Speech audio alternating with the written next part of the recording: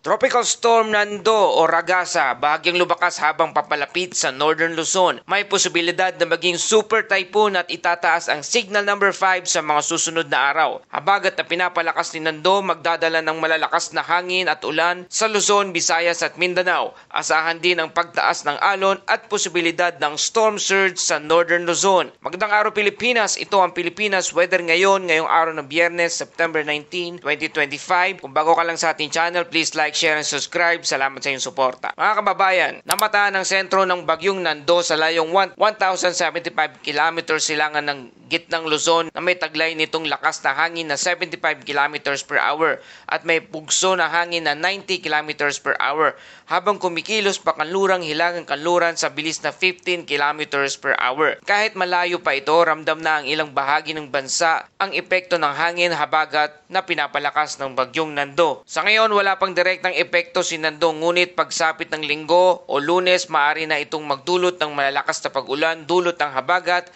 Apektado ang Bicol Region, Visayas, Caraga at Northern Mindanao. Para sa mga kababayan natin sa mga kapatagan at sa gilid ng bundok, ito ang panahon na maghanda. Kahit hindi dumaan ang sentro ng bagyo, pwedeng magdulot ng flash flood at landslide at malalakas na pag-ulan. Ayon sa Pag-asa, posibleng itaas ang signal number 1 sa Northern Luzon simula bukas September 20 at dahil inaasahang lalakas pa si Nando, maaari itong umabot hanggang signal number 5 kung sakaling maging super typhoon. Napakabihira ang ganitong babala kaya't hindi dapat ipagwalang bahala. Ang super typhoon ay may kakayanang magdala ng pinsala na may ahambing sa bagyong Yolanda noong 2013. Bagamat ngayong araw ay wala pang direktang epekto sa dagat, inaasahang mula sa Linggo o bukas ang matataas na alon sa paligid ng Luzon at posibleng umabot ng 14 na metro ang taas ng alon habang papalapit ang bagyong Nando sa extreme Northern Luzon. May posibilidad na storm surge o biglaang pagtaas ng tubig, dagat at maaari ring maranasan sa baybaying dagat ng Northern Luzon simula bukas. Para sa ating mga kababayan na mangingisda, mas mabuting iwasan na muna ang pangingisda sa mga araw na ito na paparating at maiwasan ang aksidente. Base sa forecast, ang bagyong Nando ay magpapatuloy sa direksyon ng west-northwestward ngayong araw at posibleng dumaan ito sa loop pattern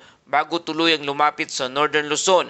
Sa Lunes o Martes, September 22 to 23, inaasahang dadaan o tatama ito sa Babuyan Island at lalabas ng Philippine Area of Responsibility o PAR pagsapit ng Martes ng hapon o gabi. Kung hindi magbabago ang galaw, ang mga probinsya sa extreme Northern Luzon ay direktang makakaranas ng pinakamalakas na epekto nito. Mga kababayan, kung matatandaan ninyo, noong September 2018, ang bagyong Umpong ay tumama rin sa Northern Luzon at nagdulot ng landslide sa Itogon, Benguet. Katulad nito, ang banta ni Nando ay hindi lang sa hangin kundi higit sa ulan, storm surge at pagguho ng lupa.